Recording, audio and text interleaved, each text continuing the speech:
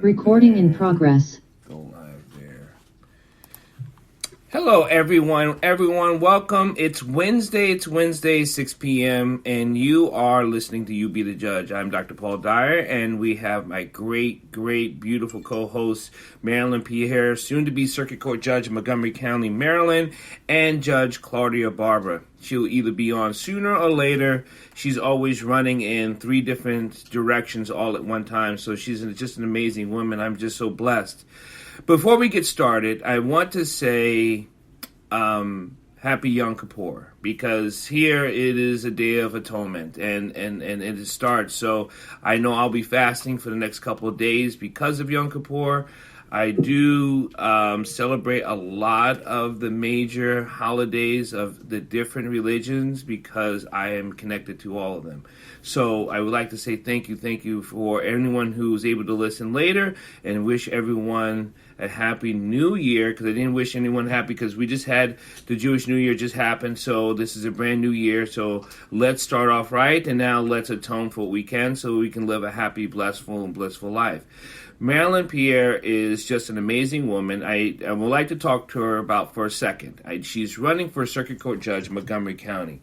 So here's what I want you to do. Take out a pen and paper. Send money. Write that down. Send money to me. And you'll be like, so to you? So yeah, to me. So you're going to send money to Marilyn Pierre for... And here's the sad issue when it comes to elections, and I've helped in many elections, either nationally,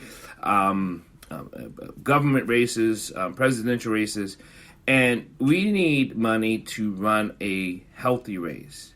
That's all. We need money to run a healthy race. So please send money. I am not biased. I am for Marilyn Pierre, Circuit Court Judge. And that is just how I feel. It's not because she's a friend and she's amazing. It's because it's the right thing to do. How about that?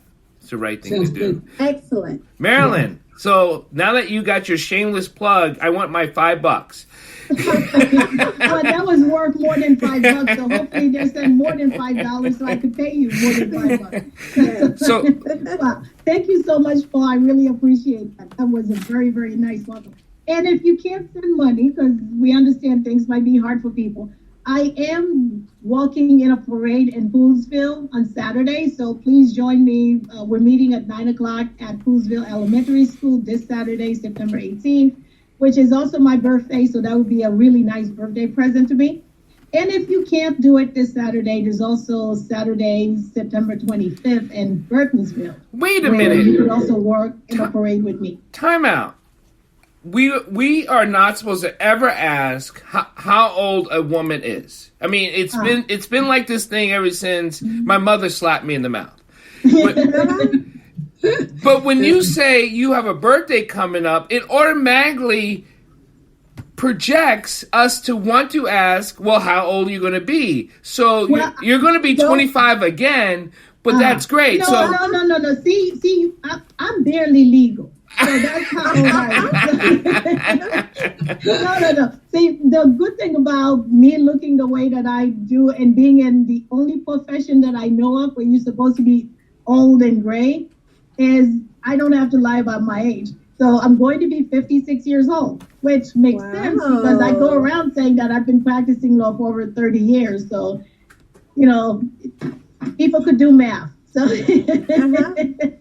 And I know we have never really done a show for just you. And before we get to our esteemed guest, Ms. Karen Holmes, you are running for Circuit Court Judge.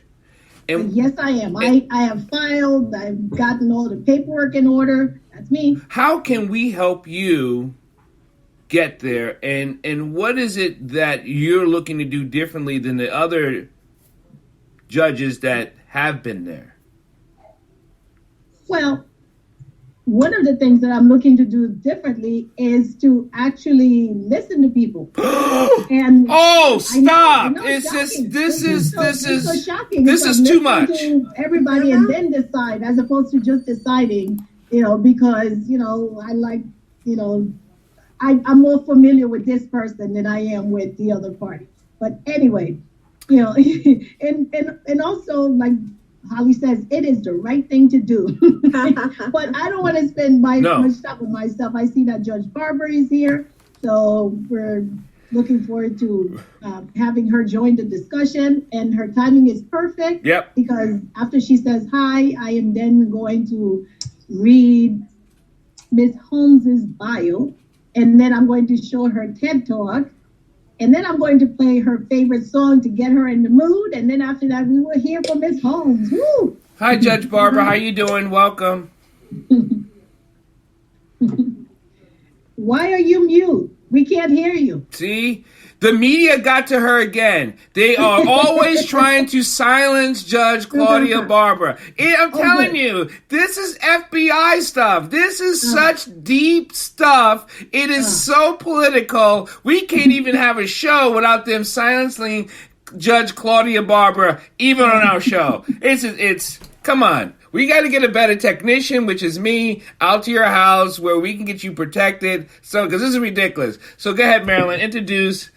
Well, I thought it was the NSA, but now that but it's all deep. I'm going to go back to my alphabet soup. Yeah, it's all deep rooted. It's all it's deep state. It's deep state. It is. Okay, so I'm going to share screen because I want to show. Well, as I'm reading, I want to share Ms. Holmes's bio with you guys. Okay, so let me go and say, okay, now that you know what, maybe I won't share screen because it's hard for me to see it with everything that I need. Okay, there I go. I can share screen and do that.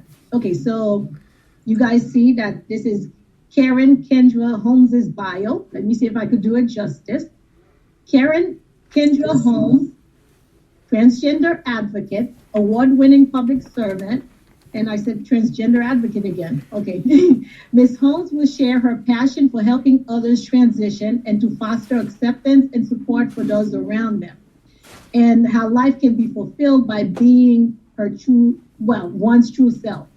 Karen educates others who are not transgender to foster understanding that she and others live normal lives and are doing good things in our community, state, and country. Learn more at http://TEDxAsburypark.com/. Karen shares her passion for helping others transition and why do I keep reading the same thing? I'm sorry. I thought that I made the corrections. Okay, so let's see. I think I could start over here. Okay. Karen works for the federal government as a safety officer. She has won many awards as a passionate and highly effective public servant and volunteer in the national and state of Maryland Guards, and many national and local community service and first responder organizations. LGBTQ Nation selected Karen as one of the top 50 transgender Americans you need to know in 2017. We will hear from Karen after we play the TEDx talk and after we play her favorite song. So let me share screen again.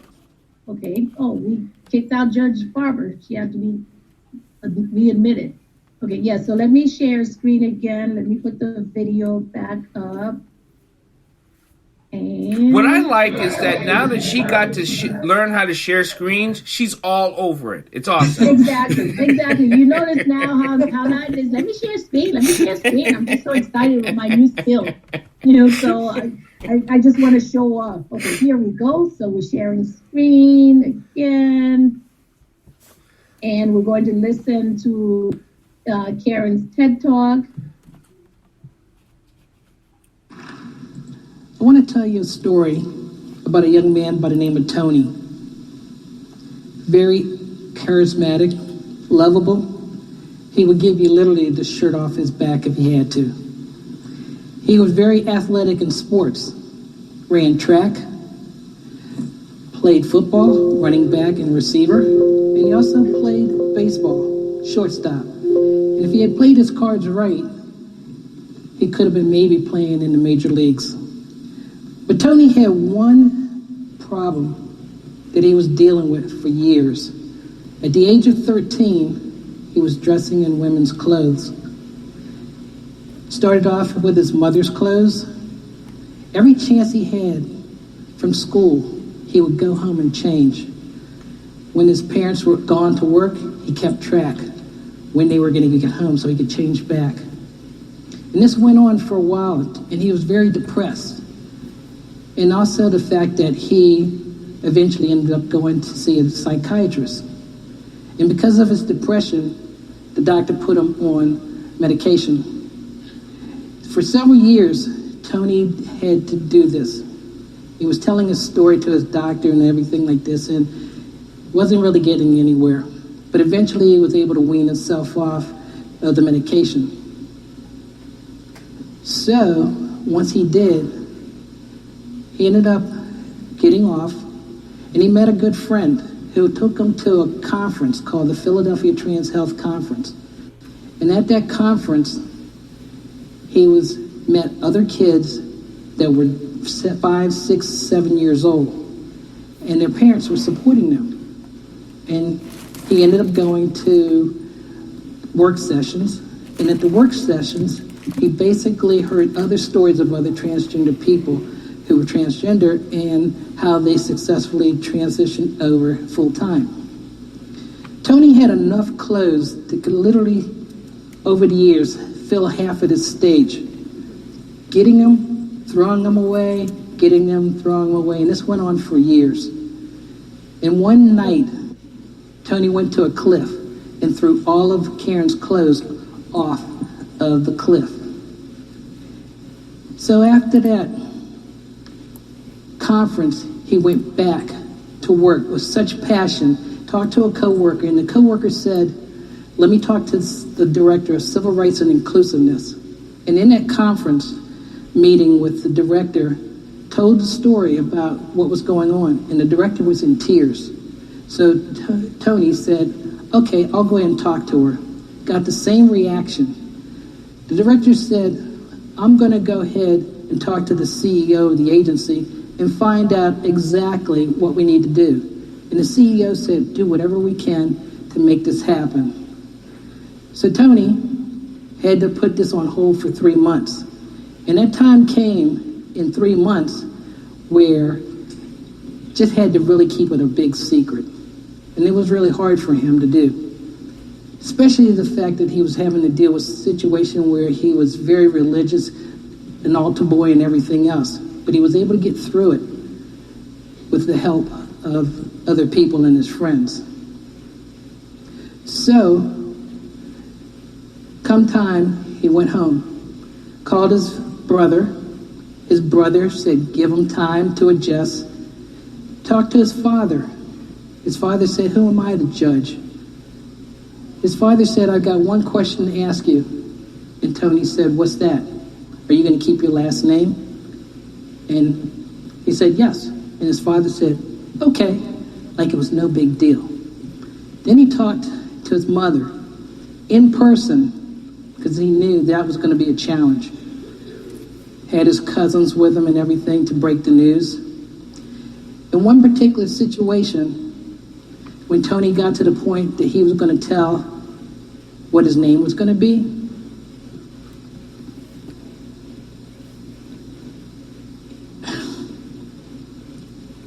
he told his mother that his name was going to be Karen. Karen was told about this to his mother. His mother said if she was carrying a girl, when she had a girl, she was going to name it Karen. And that's me. I just totally lost it that day because I knew that's who I really was inside. So I go back to work on October 1st, 53 years, at the age of 53, 40 years later, and was told to my boss and everything on October 1st of 2010. The agency at that point was told everybody had to be at a mandatory meeting. Everybody figured out they were all going to get fired. But little did they know, they weren't. It was about me. And it was no big deal. So they didn't have the next day. They had a big conference in the conference room, and everybody got to hear a professional trainer who was transgender tell them my story and everything. At this point, we know Tony and Karen are two spirits joined together as one. And then we got to figure out a lot of things that people got to hear about me. There's been some challenges in my life since I've transitioned. At work, people were saying, oh, Karen looks like she's dressed to go to a party or a nightclub. And I'm like, really? I've never dressed like that. I talked to a girlfriend of mine and she said, welcome to the catty world. I'm like, really? This is what I got to deal with now? So anyway, the other challenges I've had, it used to take me 5 minutes to wash my hair. Now it takes 45 minutes to an hour. Oh, and don't go to the hairdresser, it's 4 to 5 hours. Buttons on the blouses are on the other side. Zippers on the pants are on the other side. And my biggest thing lately, 2 weeks ago when I was on a military assignment, out in the woods, had to take a pee. And that's the worst thing they have to do for any woman to do is take a pee in the woods. But I got that all planned out for the next time. These are the awards that Tony received from 1988 to 2006. Focus on 2003, the Willis Green Community Service Award. Tony received that. Here are the awards that Karen has received from 2010 to the present. Notice in 2014, the Willis Green Community Service Award. People said, didn't you get that award before? I said, no, I never did. Tony did.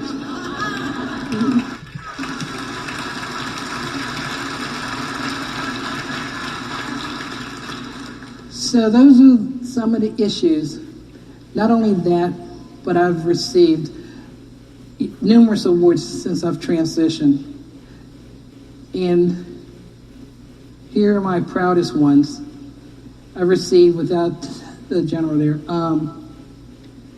NCO Soldier of the Year by the Maryland Defense Force. And the other one by the State Guard Association of the United States Soldier of the Year of the country. And I am...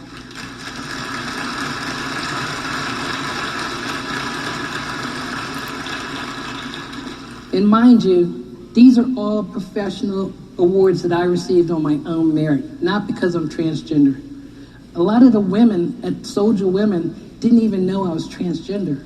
They just came up and said, hey, thank you for doing this for us. Thank you. I'm this big pebble that was thrown into the ocean. And in there, I've caused a big wave. But me telling my story to each and every one of you, I want you to go out there and tell more people so that wave just keeps going further and further. I am a storybook, and inside that book is my life. On the outside of the cover is Tony, which now is Karen. Just because the cover's changed, the story still remains the same. I have a saying, and I've always lived by it: shoot for the moon, and even if you miss, you'll be among the stars. Thank you.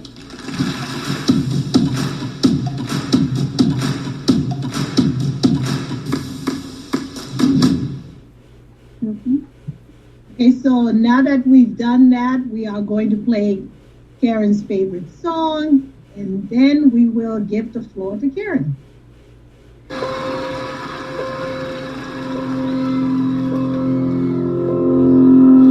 Stripped to the waist, we fall into the river. Cover your eyes so you don't know the secret. I've been trying to hide. We held our breath to see our names written on the wreck of 86. That was the year I knew the panic was over. But since we found out, anything could happen, anything could happen, anything could happen, anything could happen, anything.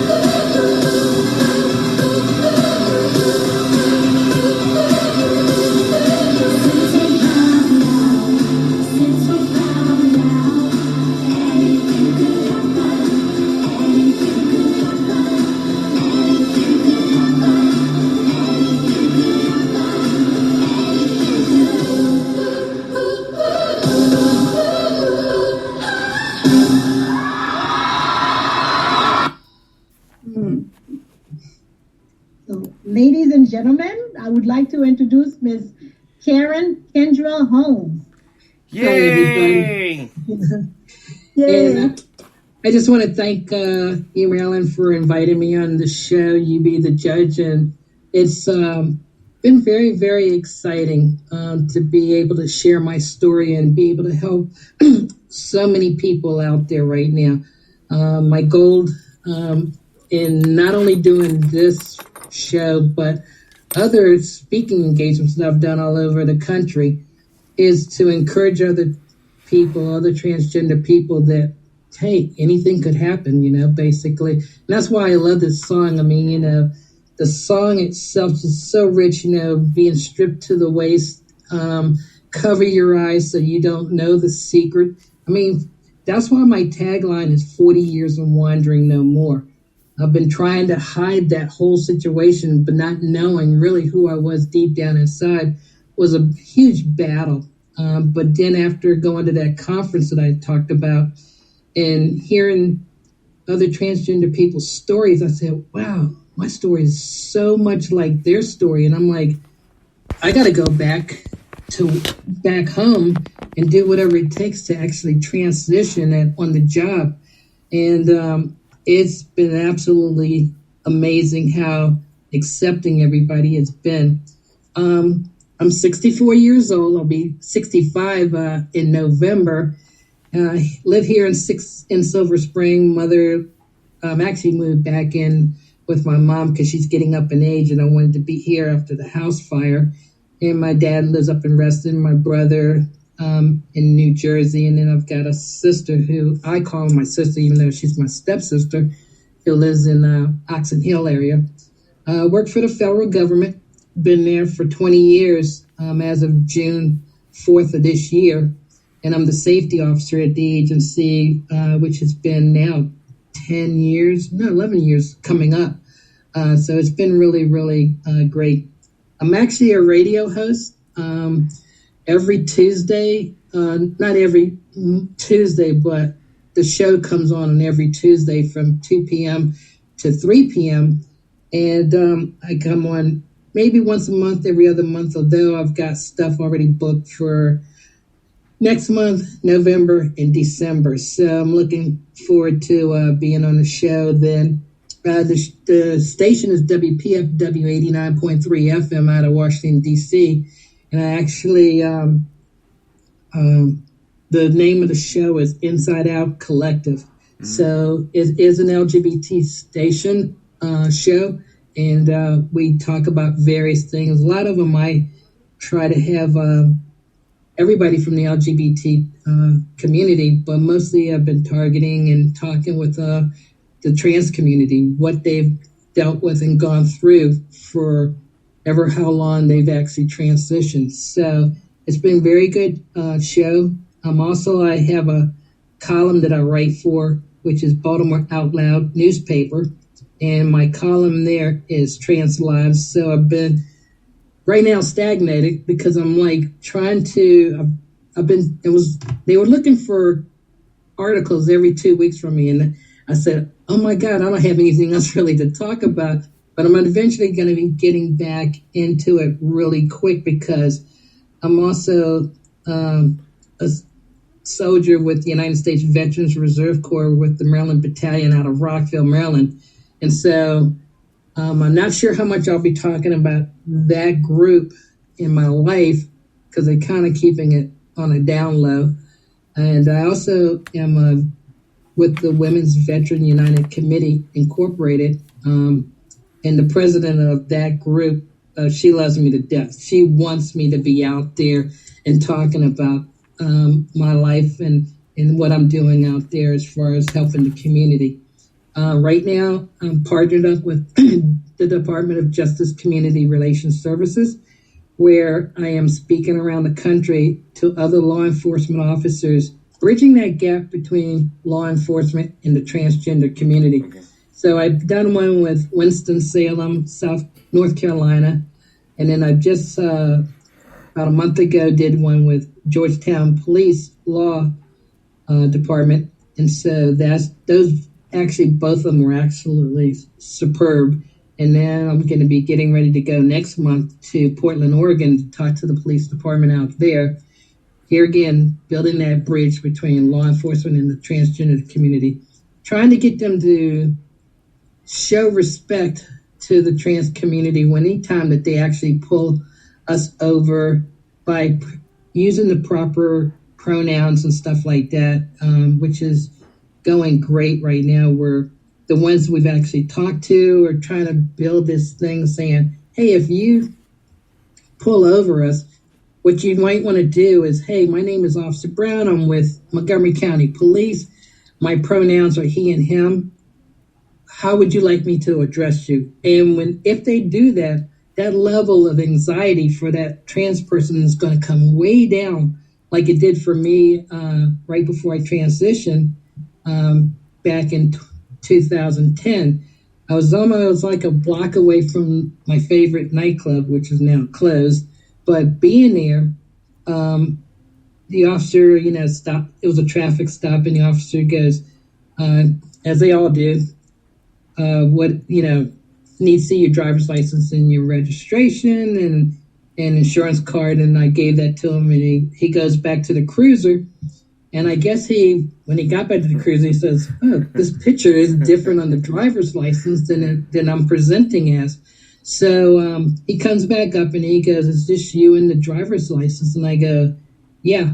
And he goes, how would you like me to address you? And I'm thinking in my head, I don't care, just don't lock me up. And literally, like I said, my anxiety went way down because I felt I was being respected at this point in who I was. And the officer was so much nice. He explained why he did pull me over. Which I probably still would argue with him today. But, he just said, I'm just going to give you a warning, and that's it. And on I went to my party. So those are kind of what I'm teaching and training other law enforcement officers, and also being involved with the community, like going to what happens every year on November 20th. Mm-hmm. And some hold events within that week of that November 20th is called Transgender Day of Remembrance, or you may hear the word TDOR. And it's an international day for talk about the transgender people that have been murdered in that year. And actually, we do it in Montgomery County, Prince George's County, D.C. I'm actually doing one on November 20th in Howard County for them. Up at Fredericksburg, Virginia, they wanted me to come up there again this year to talk. And I just can't be at two different places. Although I did it last year at Fredericksburg and also being able to do Zoom with Montgomery County. So that did work out for that particular day. But for us, throughout the United States, we talk about the murders that have been committed within the United States. And so that's the difference. We don't read the names and all that kind of stuff for around the country, because if it was, wow, we're talking like high 300s easily. Here in the United States, last year there was 44. Year before, I think it was like 36. This year, I haven't been able to check yet this year, but it was very close of going pretty high this year.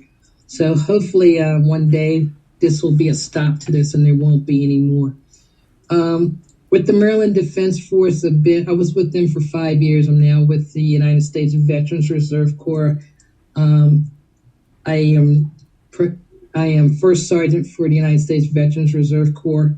When I left Maryland Defense Force, I was sergeant, and I was doing force protection as well as chaplain's assistant. And when I was here with the United States Veterans Reserve Corps, I was also a chaplain's assistant doing force protection. But since I was promoted to first sergeant, I had to let go of chaplain's assistant, because if there's a conflict of what somebody's bringing to me that I should be keeping in confidence, I may have to take it up to the next level, to the battalion, commander or whatever. So excuse me.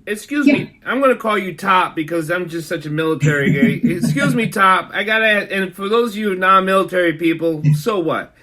Hey, Top, I got a question for you, and it really comes down to, I think so many people still don't understand what's the difficulties transgenders have with the community. I think you're bridging the gap, but there's still a lot of people who just don't know, like, so what's the big deal? Right. I mean, basically, I tell everybody when I'm speaking, we transition to be happy. Mm-hmm. And because of the way society treats us, we lose our spouse, we lose our children, we lose our home, we lose our job, we lose our friends. And it's really tough. And then we end up committing suicide. I was blessed and fortunate that wasn't in my case. I probably lost maybe 1 or 2% of a friend, which to me, they have come around to who I am, and which is great. Family-wise, I do have one particular uncle who has kind of disowned me, and even talking to my cousins to get them to be against me, and which is really sad. Actually, on my show yesterday, I had my pastor on because I had brought up a question to him about about forgiveness and how I wanted to say, can I forgive my uncle who's treating me like I'm in non-existence, and also talking to my cousins and trying to get them to hate me or turn away from me. And I was having a tough time with that. And if you ever want to listen to that part of the show, you just go to WPFW.org, go to yesterday's date at 2:00, Inside Out Collective, and you'll be able to hear the 50-minute show for there. I go to a church in Rockville, which is Rockville United Church, and they love me there. I can't say enough about Rockville United, how they have actually reached out and supported me through everything. So, Top, is this one of the things that you're literally teaching people how to treat people like a human being? Because is it just, because you're not specifically talking about just transgender, you just happen to be transgender to be treated like a human being. So it looks like you're actually paving way for other people to be treated with respect anyway.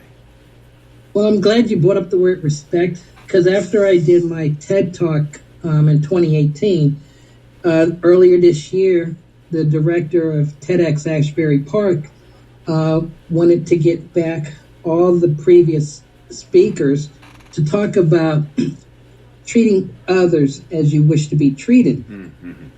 And it was supposed to be a 1-minute talk, and I got mine together, and of course there were quite a few that couldn't do it in 1 minute. But I want to read that to you. It's called Respecting Each Other. Treat others as you wish to be treated is not just a cliche, it's the golden rule. In life, I have feelings, a mind and a heart who serves and cares for others. I am a human being and wish to be treated as one, like you would treat your mother, father, children, siblings, and friends. Just like you treat them with respect, I too want to be treated with respect. The only difference between them and me, I am a transgender woman, one who works for the federal government now for 20 years, a military veteran who was given the honor as Soldier of the Year by the State Guard Association of the United States in 2013. So please, treat me as you would like to be treated. It's the golden rule and the right thing to do. And so now that's what I talk about. And that's including with law enforcement when I talk to them. It's like, this is the golden rule. So we want to be treated like, we're human too. We want to be treated in a way that we don't have to commit suicide or be that next status thing of being treated ugly that we want to commit suicide, or heck, going out there and being possibly murdered. Every time I go out of my house, I think about those things, and I'm very well conscious of protecting myself, but I'm always vigilant. who's coming on the metro train behind me or who's sitting near me. All of these things go through my head, and I shouldn't have to worry about that, but I've got two things to worry about, one being transgender and one being a woman. I don't do anything like I used to do when I was Tony. I would stop in a heartbeat for somebody that was broken down on the road, it didn't matter where, or an accident. I was always stopping. Now I have to take in consideration, I can't do that like I used to because I am a woman. And I still do stop for accidents or broken down vehicle, but what goes into that formula is time of day, location for me to make sure that it's properly safe for me to do so. Go ahead, Marilyn, please. Oh, well, I was just going to say thank you very much for your service. And amazingly, I mean, Soldier of the Year, that is really, really incredible. And congratulations for that. And I love your Oval Office background. and I hope one day you are sitting behind the desk of the real one, because you should be president. You have all the qualifications to do so. I want to step back a little bit and talk about your TED Talk, because first of all, I've never met anybody who has done a TED Talk before, and I would like to know, I guess, how does one go about doing a TED Talk? Well, actually, what happened was I was at a conference up in New Jersey for Transgender for the Youth, and that night before the conference started, I was sitting there at dinner with the director of the conference, and I'm talking to him about, my life. And he just said, have you ever thought about doing a TED Talk? And I went, no, because I knew it was like, that is the top of anything to do if you can do a TEDx talk. And actually, this was TEDx Ashbury Park that he was talking about. So he had did one. And so he texts I don't know who it was at first. I found out later. He was texting the director for TEDx Talk. And so at the conference, there was my doctor, my surgeon, that I had the big surgery, talking about, the process of everything. And so I actually stood up and I talked about my surgeon. I said what a great job she did and how 200% now happier in my life because of the surgery. And lo and behold, sitting behind me was the director for Ashbury Park TEDx. And so he talked to me, he goes, are you Karen Holmes? And I go, yeah. And he goes, I got a text message saying, I needed to talk to you about doing a TEDx talk. And so he said, I want you to go online, fill out the application, and we'll see where it goes from there. And I didn't do it right away. It took me a couple of weeks because, like I said, we're talking TEDx or TED even now, which I'm happy to say that my TEDx talk this year in January actually went from TEDx Ashbury Park to now the main TED screen. So it's an honor to be up there among everybody else. But so I did the application. A couple of weeks later, I get the okay to come in and do the audition for the show. And I could either come in and do it or send in a video. And I said to myself, I think I really want to come in and do it live, because that way they can see my expression, my emotions, everything in it. And the theme of the talk was that year on passion. And so, of course, it was there. And so then another couple of weeks later, I got approval that they wanted me to come in and do the live show. And they assigned me a coach. And at that time, the coach loved my talk. He made a few adjustments here and there. And then, of course, later, he said, okay, I want you to meet the other 8 coaches. And I'm like, oh, my God, 8 coaches now. So I did that. And then from there, they said they were assigning me a new coach 2 weeks before the live show. That new coach, ended up changing my entire talk to what it is now. which now I actually do use a lot of times when I go speak, because they just wanted it to be a little more personal and bring in Tony and talk about him now being Karen. And so I did that, did a couple of Skype interviews with him. And the first one, matter of fact, the next night we did a Skype, and he goes, "I cannot believe it. You actually did what I asked you to do the next day." He was so shocked that he said he never had anybody come in and do something like that on changes. And I'm talking, that was a big change for me, because I had never talked about Tony in the third person. So it was really hard to, get my mind wrapped around it, but I was able to do it. And of course, he then turned me over to one more coach, because he said, "I got you to 95%. She will get you to 110. And I'm like, okay. And I did.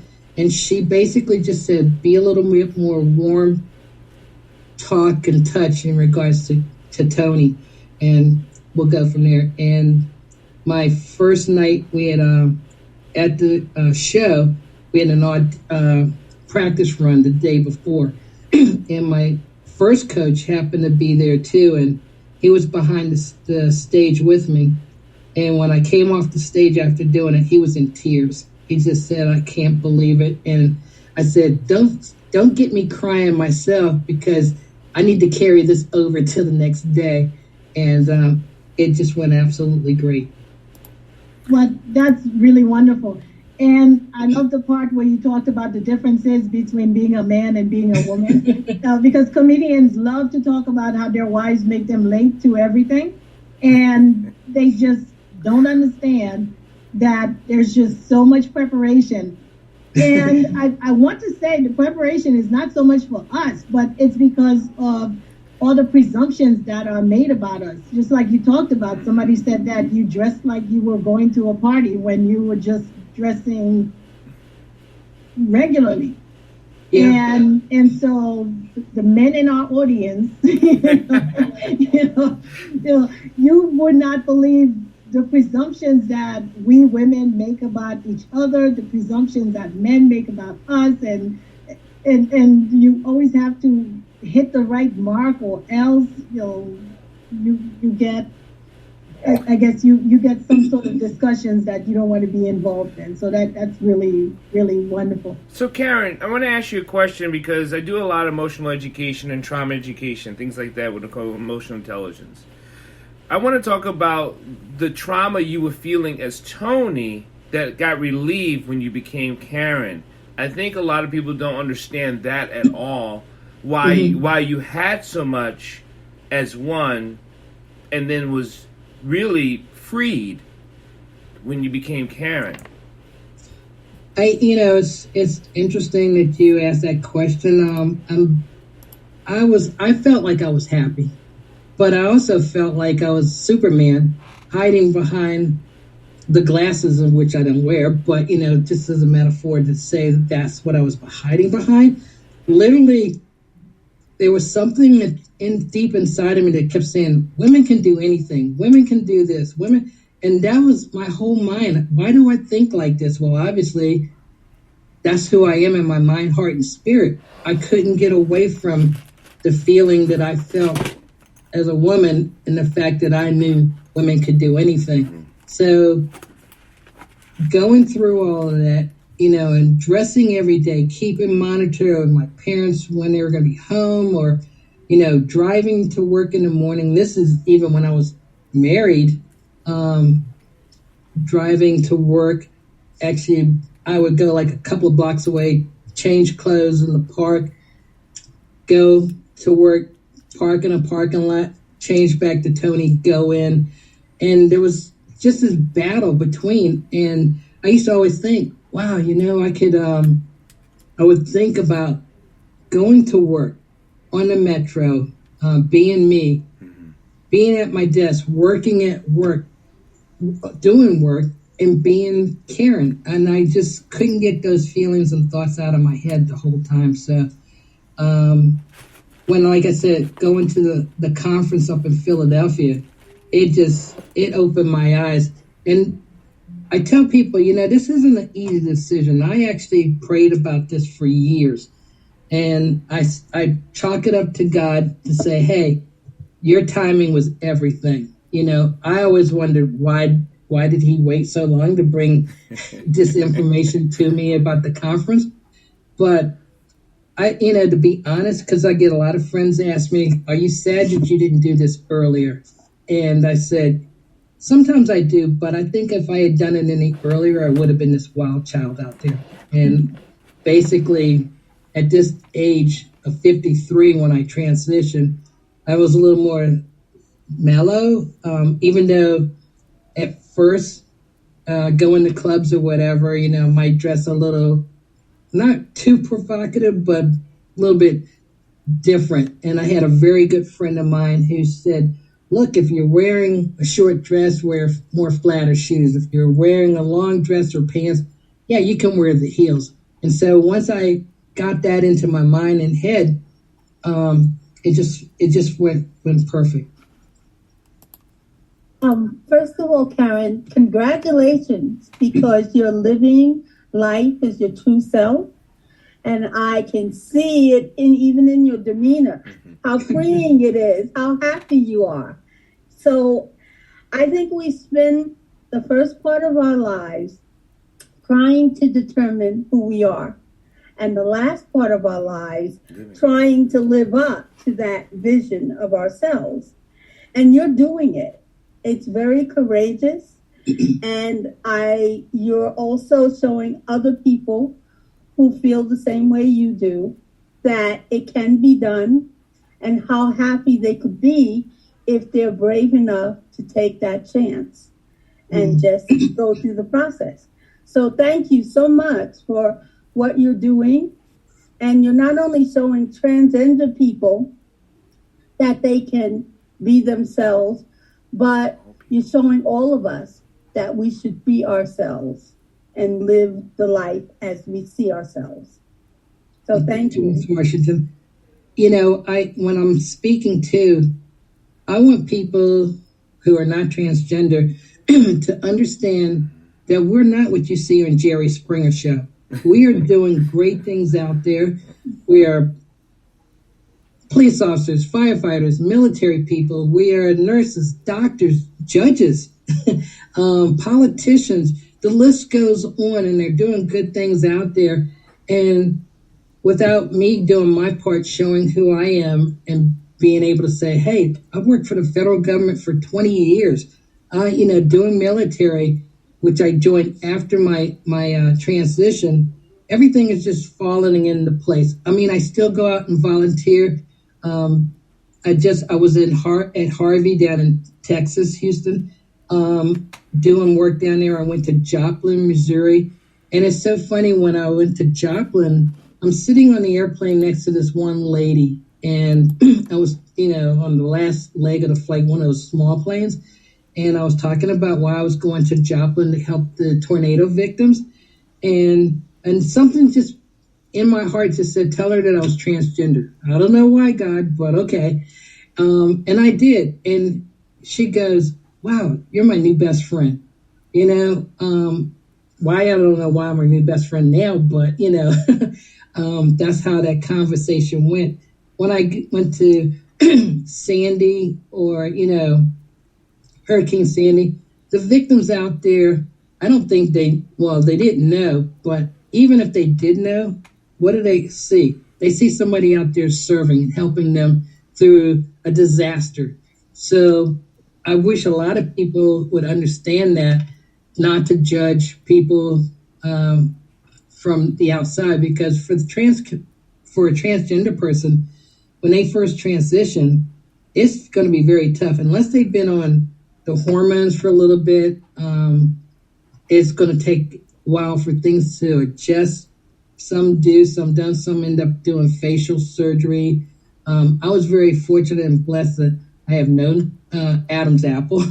I always used to complain that I didn't like my height. I'm only 5'5.5" now. And my voice, I was always complaining why my voice isn't more deeper, and stuff like this. And I said, oh, God knew, And I just didn't understand why I wasn't a little bit more, even though I played football and baseball, it was great to be able to do those things. And I just enjoyed life. I look at my pictures when I was younger, before Tony, while I was Tony, I thought I was happy. But I look at myself today, since my transition, since my big surgery, there's a huge difference in my photos now than it was back then. It's just great. So there's a couple of questions before we get going. We always cut out here on time. Are you married now? No, I'm not. It's funny, I do have a ring. And the reason I do that is, well, the first 5 years, I really didn't want to get involved in any type of relationship because I wanted to find out who I was. Right. And after my 5 years that I put myself on hold, I've been looking. I'm still interested in women, but I have seen a few guys, and I'm like, he does look kind of cute, and so I kind of wonder, and I do have a really good friend that's in Seattle now. He was going to one of my churches here in Rockville, and every time he comes in town, he gives me a call and says, hey, you want to go to dinner? You want to go to a movie or something like that? And I'm like, yeah. I would definitely in a heartbeat say, yeah, we can get together, So the question I have is, because you were married. Yeah, I was married for 18, 19 years before it was all over. And my problem I have with, did it separate because you were transitioning, or the person was just not able to stay? I think it was a little bit of maybe both, because every time she brought it up to me about, she would see like maybe an article that I left in the dryer or the washing machine. She thought I was dressing, and I said I would always deny it.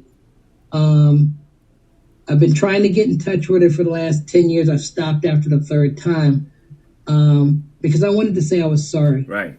I was going to ask about that. Yeah, I wanted to say I was sorry, but she has not contacted me. Her youngest sister has talked to me. Her children have, I've actually met one the first time, and he actually surprised me coming here to the house, because my mom goes, there's a surprise here, somebody to see you. And I'm like, nobody's that big of a surprise, Mm-hmm. And actually it was my youngest stepson. And when he came down and turned the corner to my living room, I totally lost it. For an hour I was in tears because his aunt, which I told, don't tell nobody, I want to talk to my ex-wife to say I'm sorry, but she told everybody, and that blew that whole thing up. But he still came. He didn't talk to his sister, who now has been here twice to see me. She was just here last weekend, and even introduced her boyfriend to me, and I was like, I feel really, really honored. And like, you're taking your boyfriend or your girlfriend to meet your parents for the first time. It was very touching. So it leads me to the next question is, why are we as humans having a difficult time with this particular issue? Or is it this just part of the other sickness we have trouble with, whether it become race, religion, gender, just people? So is it part of it, or is this something you think is specific? I think it's specific because people don't know the subject, the issue, the problem, who we are. And that's one reason why whenever I go speak, I always try to bring everything that I'm doing into the picture, because a lot of people say, wow, you do a whole lot. I'm nowhere near that. And I'm not doing it to do shame, and I'll talk to that part in a second, but it's educating them. It's like the same thing I tell them, what you see in Jerry Springer show is not who we are. And I love it when we actually have TV shows that are showing the good things that we're doing. Laverne Cox was doing this one, a prosecutor, I believe it was, and I thought that was great. I was like really sad to see that show go off the air, because here it shows a black trans woman doing positive things and being really up there in the community. And here they took the show off. Now, Pose, I love Pose. It just shows the different dynamics of who trans people are, but they're having a good time out there, and there's so much true to life out there that's going on with Pose. Now, the other thing as far as volunteering, I tell people I've got a virus, and the virus is called volunteering. And I'm hoping by me talking about some of the things I do, not to bring shame, but hey, if I can affect any one of you to go out there and volunteer, that's a good thing. Can you talk a little bit more about your volunteering program, like the butterfly program that you're involved in? Yeah, well, let me start off how the Butterfly Project got started. When the two girls were murdered in Fairmont Heights back in 2019, the 3rd District Commander for District 3 called me up and said, hey, look, these girls were murdered right there near the borderline of D.C. in Prince George's County. She said, I'm having my officers, they're pushing the girls over to the D.C. side of the street. D.C.'s coming back and pushing them back to Maryland. And she said, I'm tired of playing ping pong with these girls. And if I arrest them, they're just going to come back out and work the street. Is there anything you would like to do to help out? And I said, absolutely. I would love to help out. And so I would ride up and down with a police officer on Eastern Avenue and surrounding areas of Eastern Avenue. And if we saw any of the girls, and there was one guy I saw out there, the officer would pull over. I would get out of the cruiser and go up and talk to them and identify myself, that I'm here to help. And by the way, I'm transgender. So that really opened up that door for them to talk to me. And so I said, there's got to be something that I'm missing here. And so I started a coalition in Prince George's County called the Prince George's County Trans Coalition. And so what I did was I got other organizations that are out there in Prince George's County and surrounding area, because we do have a couple of people. I do have a DC police officer on the LGBT task force for them being a part of this program as well. And so we're coming up with ideas. My biggest idea when I first told the group is I want to be able to help these girls get off the streets. I want to work with them on resume building. And from there, I want to see if we can sit across the table from each other and role play an interview.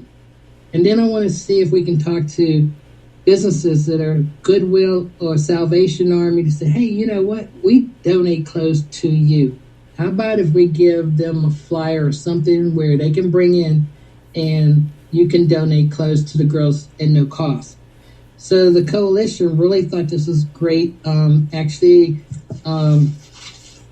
library, actually before that, how this all really got started even more, earlier this year in June, we actually did a wreath laying for the girls that were murdered there in that area.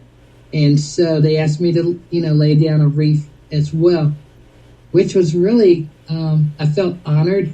But here's the thing that's so beautiful.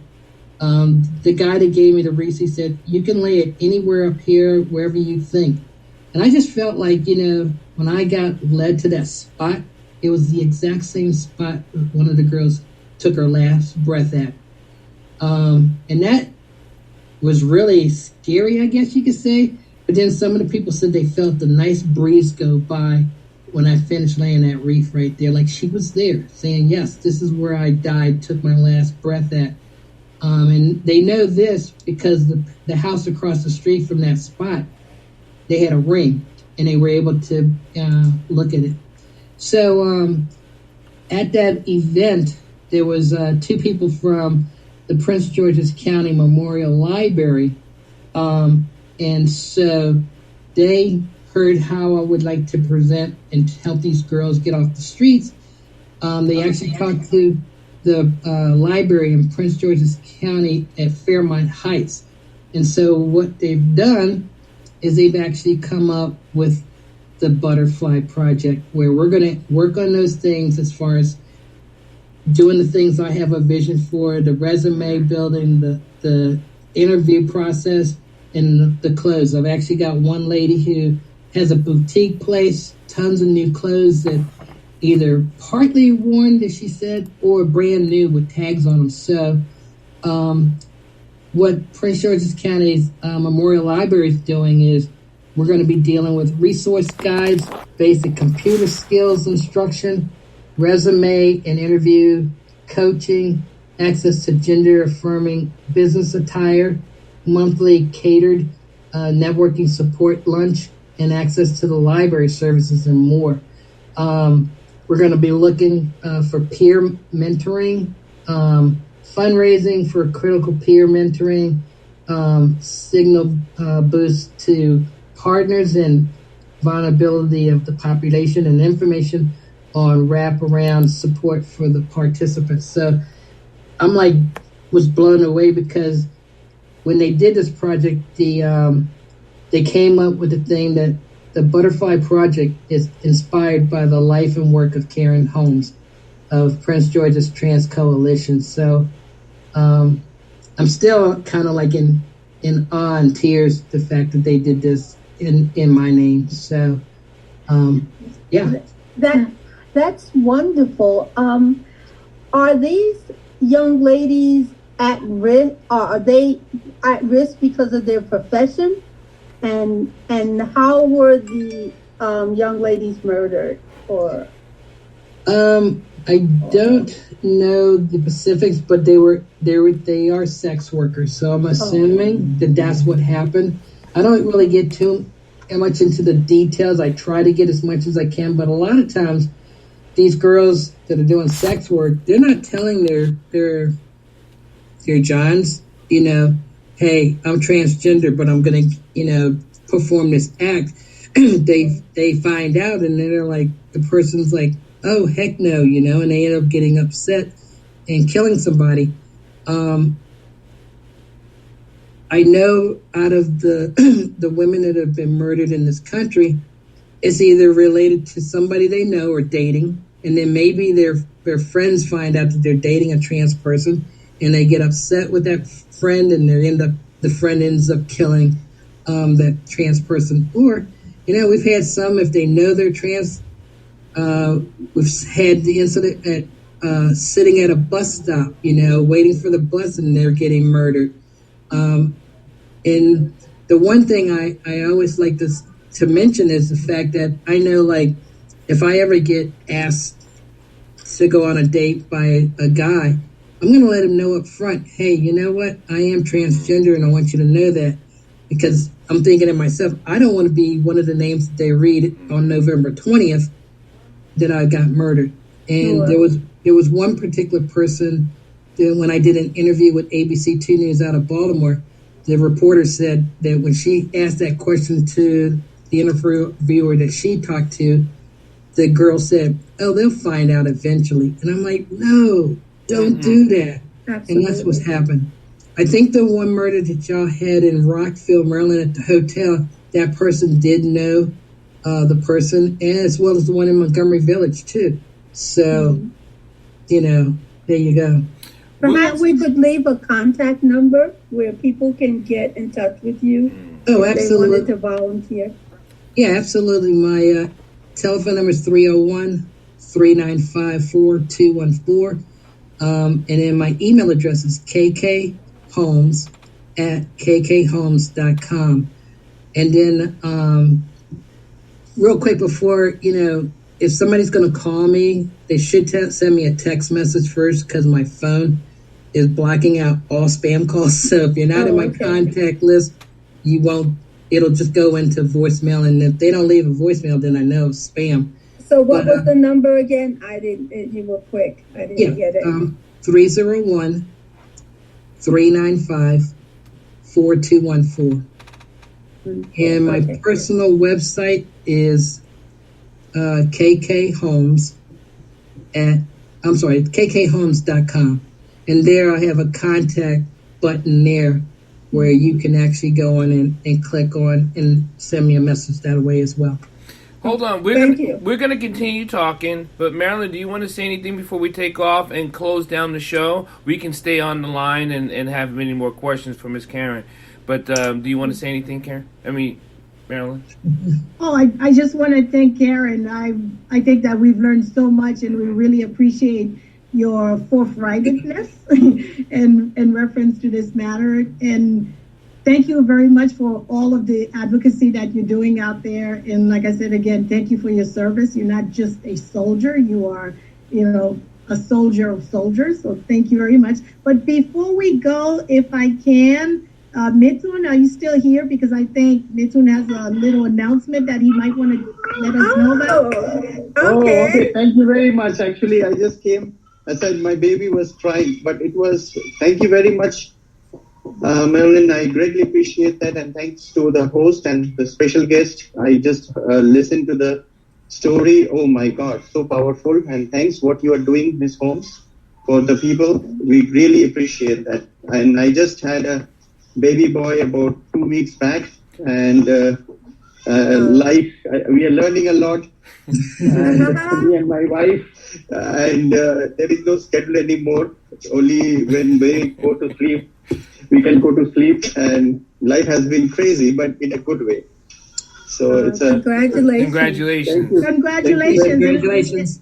And let us know when we could send a card or something like that. I mean, you could let us know after we get done, but we'd like to do something to welcome your new baby into the world. Thank you very much. Greatly appreciate it. And one thing I wanted to say to Ms. Holmes, if possible, I think what you are doing, what the host of this show, everybody is doing, I think what we can do, create a coalition of all wonderful people and give a voice to people who doesn't have one. Okay. So I think if you can do that, that will be great. That will be my request, if possible. Thank you. Thank you so much, Mithun. Congratulations again. Karen, would you like to say anything before we leave? Yeah, I was going to say, it's strange how Prince George's County has adopted me over there. I mean, I'm in touch, and the state's attorney in Prince George's County, she's wanted to be a part of this group as well, and willing to help in any way she can.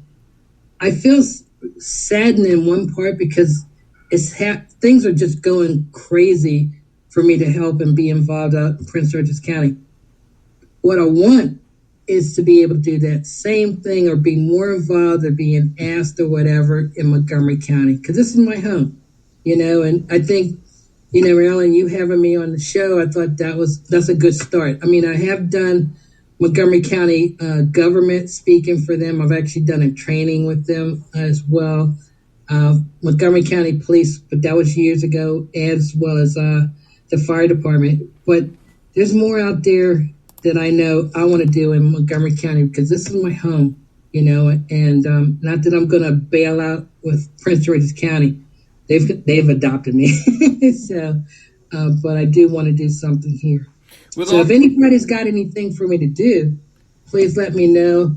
I may talk to you right away directly or push you over to my personal assistant that I've got started up. And she's giving me hell right now, but she knows that it's working great. Well, all the work you're doing, and I sit on the board of the Red Cross, so there's always stuff for you to do, and I'm going to have you do it. One of the things of the advocate work that you are doing, and all the help you're going to need, and that we all need with advocacy, right? Because many hands makes the work light, and we know that. Before we close the show, one question that's been actually plaguing me, and I wonder if Marilyn can guess because she's also an ex-soldier. What was the hardest question when you went up for the challenge, when you went up for the Soldier of the Year, when you went in front of the board? What was the hardest question you remember getting? Actually, I didn't even know I was even going to be getting this award till I went to the conference down in South Carolina. Okay. And next thing I know, they're saying my name. I'm like, oh my God, I can't believe this. And that was the same thing when I got the NCO Soldier of the Year for the Maryland Defense Force and the Maryland State Guard Association. It was like, when I heard my name, I sat there for 4 seconds like, who? you know. But it was nice to be honored that way after my first year being with Maryland Defense Force. I have no idea the qualifications or whatever they did for me being NCO Soldier of the Year, let alone for Soldier of the Year of the country, you know, by the State Guard Association of the United States. So, do you think you being a transgender, is that turning a corner for the military? Because the military doesn't turn all that quickly. They make big wide turns like a deuce and a half. So, right. You know, I've got some great friends who are in the military that are transgender, and they're making some headway there as well. But the biggest thing that really I felt like is huge is the fact that because of 45 making the tweet come out about getting rid of us, I thought was really, really bad, talking about readiness and stuff like that. And he just didn't know. He doesn't know. He's going on some assumption that we're being a disruption. I tell you, when I did the interview with ABC 2 News out of Baltimore after my surgery, and everybody at my battalion knew, it was such a relief because I felt like I didn't have to hide anymore. Right. It gave me that lift that I can be now, just concentrating on my duties and what I need to do without being exposed. And I thought that was great. So, in one example, I want to say the Express that they drop off at the metro stops and stuff like that. There was a cartoon article in there where the president was standing on top of this building along with the Secretary of Defense up there. And they were looking at this Scud missile heading toward the Capitol. And the Secretary of Defense goes, we would have been able to take that out of the air, but that person was transgender. And I actually have a friend who could do that he was actually on that mission, you know, that department there. Oh, so much work to do, and I'm glad we're all here doing it, listening, and please share, like, love, and contribute your service. And I think that's what Karen is saying. We're here for service. Thank everyone for listening to Bridges Live. We're here every Wednesday at 6 p.m. You can always join us. You have the link, and if you have any questions for us, comments, please put it in inbox, contact us later, and we'll continue to stay on here, but we'll cut off the live show. So thank you so much.